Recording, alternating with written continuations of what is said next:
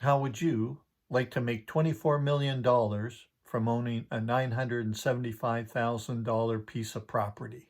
Or, to put it another way, how would you like to make an annual return of 132.44% on your money every single year for 19 straight years? Or, here's a third way to look at it. How would you like an investment that outperformed Warren Buffett and his Berkshire Hathaway stock? Well, listen up, because in this video, I'm going to spill the beans on how it happened. Who am I? My name is Peter Stasiuk. I am a senior commercial realtor working for a world-class investment brokerage firm. I specialize in the buying and selling of investment-grade commercial properties to high net worth individuals and institutional firms. Over the course of my real estate career, I have had a ringside seat as I have participated in and watched exactly how real estate fortunes are made and how generational wealth is created in the commercial real estate marketplace. Some investors started with money, some started from scratch. I've seen it all.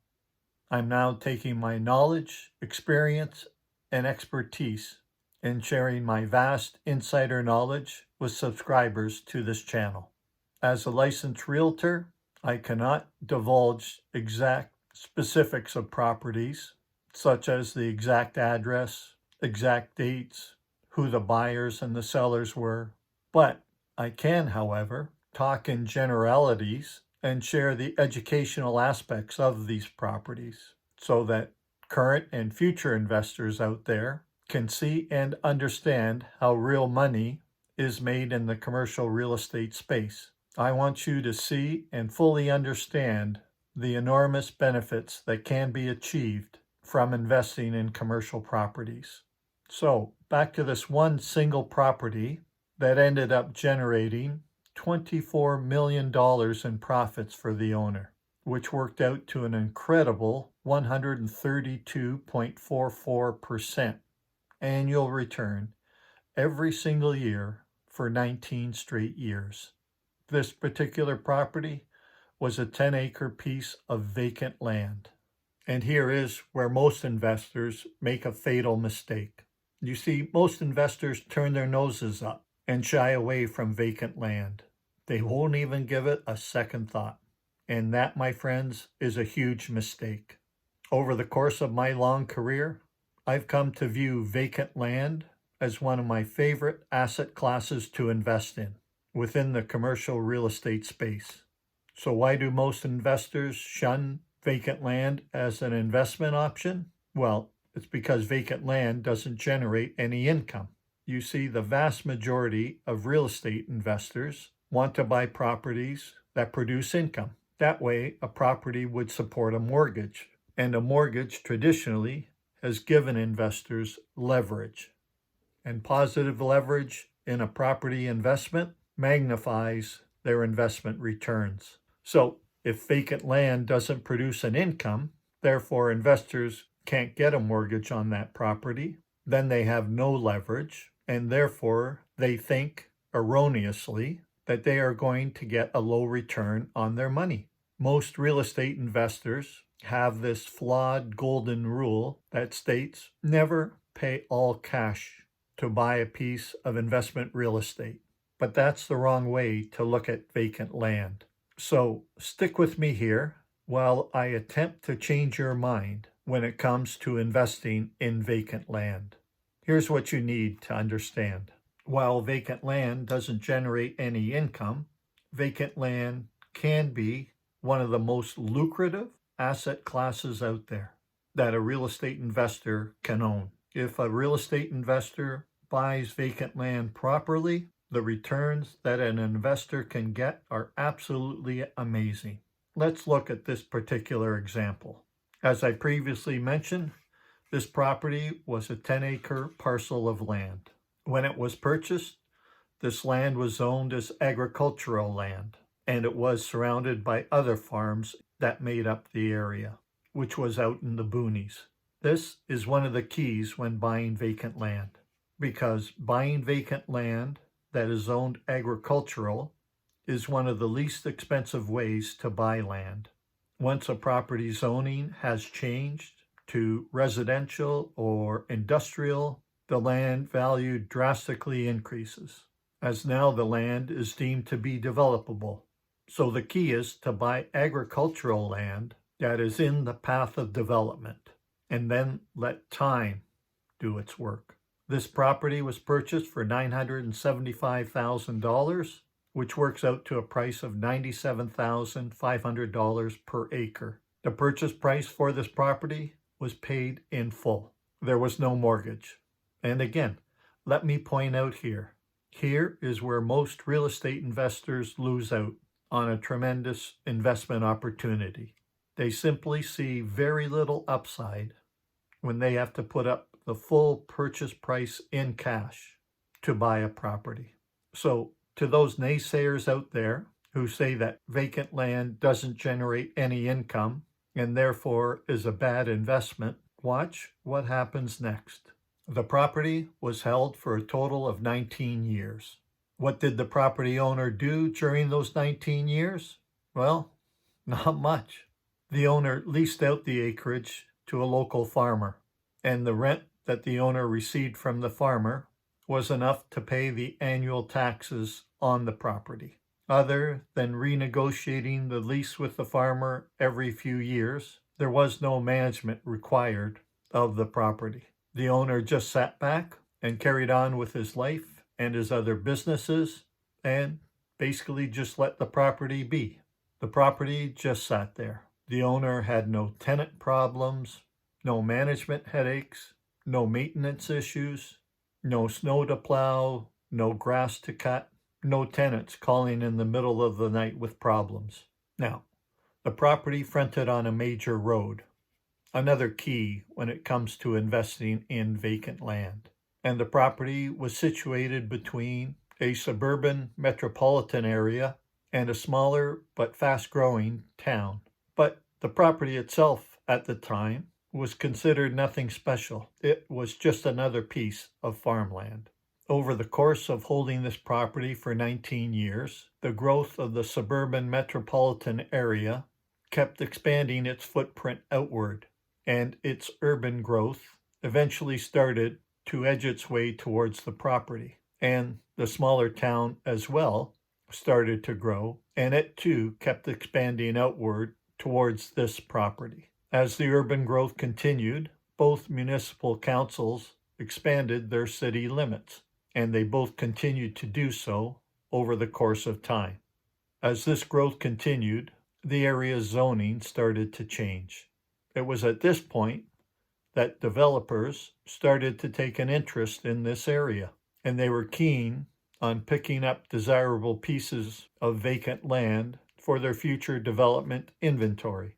And that's when this property owner decided to put his land up for sale. Having sat on this property for 19 years and not having done anything to it, you would think the property wouldn't have much going for it, but you would be dead wrong. After having owned it for 19 years, the property was sold to a developer for a price tag of just over $25 million. Here's the math in calculating the return for this property. The property was sold for $25.5 million. The property was purchased for $975,000, all cash. That's a profit of $24,525,000. What would you do with a profit of $24 million? The possibilities are endless, aren't they? But let's get back to this property. The holding period again was 19 years. Let's do some calculations. The selling price was $25.5 million. We now need to subtract our initial purchase price of $975,000, which gives us our profit of $24,500,000. If we divide the profit, $24,500,000, by the purchase price, $975,000, we get 25.128 times the return of our initial investment, which was $975,000. To get a percentage return, we simply multiply this result by 100. When we do that, we get a gross percentage return of 2,513% on this investment over the 19-year holding period. To figure out the annual return on the investment, we take that overall percentage return and divide it by the 19-year holding period. So in this case, the annual return would be the 2,513% overall percentage return divided by the 19-year holding period, which works out to a 132.26% return per year. Wow! A whopping 132.26% annual return on the investor's money. And remember, he paid all cash for this vacant piece of land that produced no income, other than the farmer's rent, which basically covered the annual taxes for the property. Where else can you get this type of return? I mean, look at Warren Buffett, known as the Oracle of Omaha and widely regarded as the world's greatest investor. His company, Berkshire Hathaway, is regarded as one of the best stocks that anyone could own. So let's see how Berkshire Hathaway stock did over a 19-year period. Berkshire Hathaway trades on the New York Stock Exchange under the stock ticker BRK.A. If we go back to September 22nd, 2002, Berkshire Hathaway closed at a price of $93,690 per share. Fast forward to September 22nd, 2025, it closed at a price of $742,460 per share. So the stock went up 6.92 times in that time period, or an average annual return of 36.45%. While going up 6.92 times in 19 years is pretty impressive, it pales in comparison to this investment in a piece of vacant land that went up 25.13 times in that same time period. So you could say this real estate investor beat out the world's greatest investor during this time period. And the owner of this vacant piece of land did basically nothing during the holding period, other than to negotiate a lease with a farmer every few years.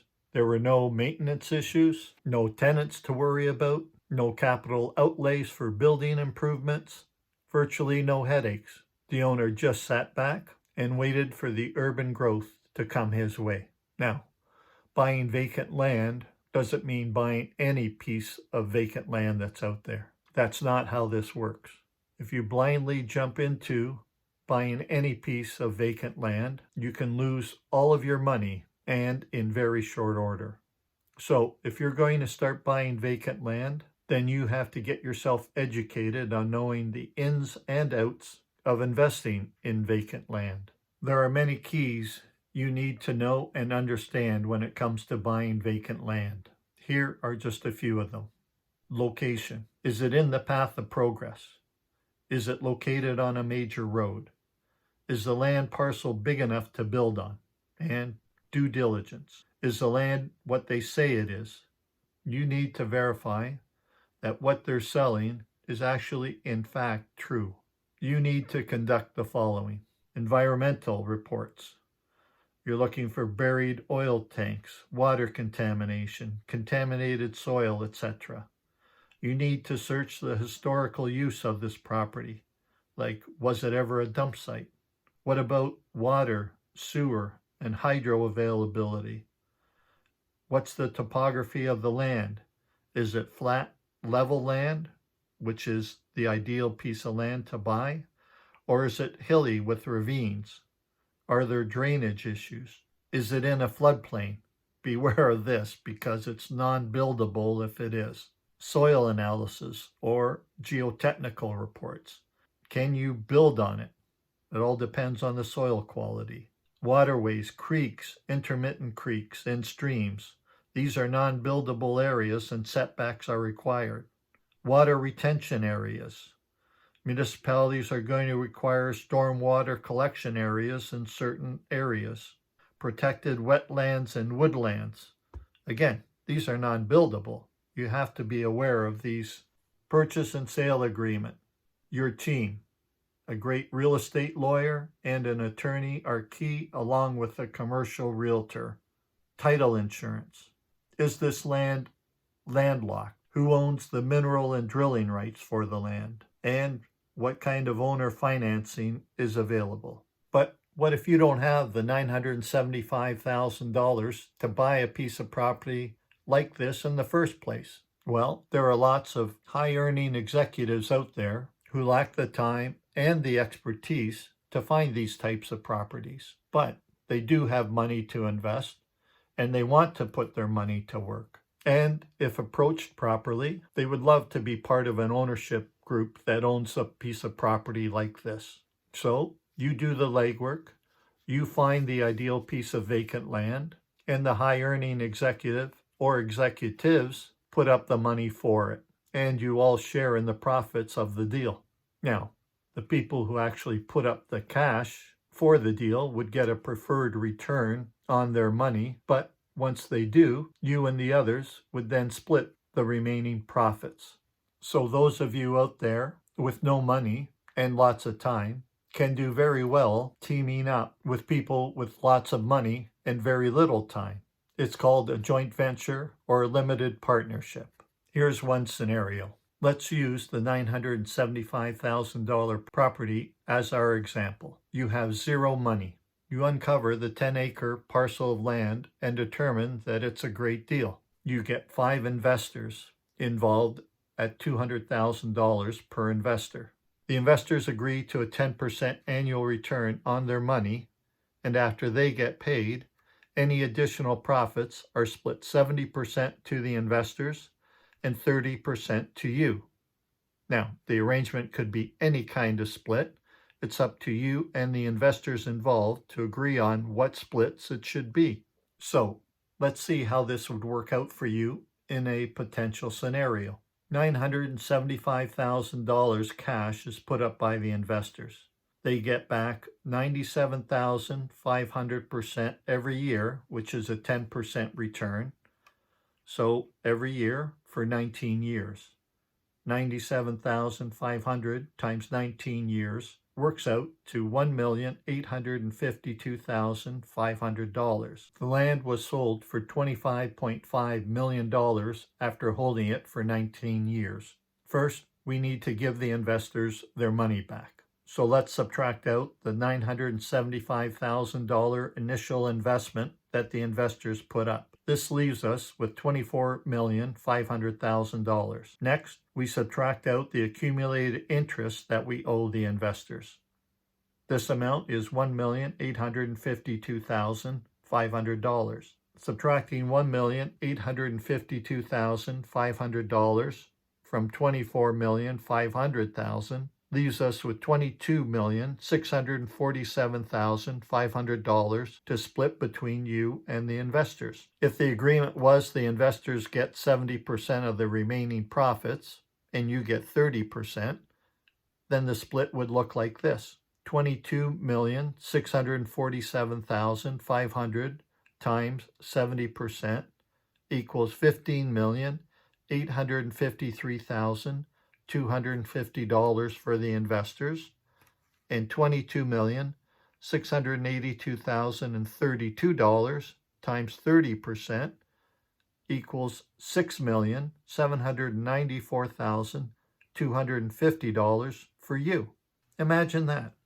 Almost $7 million just for putting the deal together and making a few lease deals with the farmer along the way, and then basically sitting around for 19 years to cash in on almost $7 million. Now, you would have to pay taxes on that amount, obviously, but I'm also assuming you would have made other deals during that 19-year period, so you would have other deals, so this would be the first of many deals that would be cashing out for you. But remember, education is the key when it comes to successful investing in commercial real estate. Being uneducated will not only set you back years in attaining financial success, but being uneducated is a recipe for losing your entire life savings and all of your investors' money as well.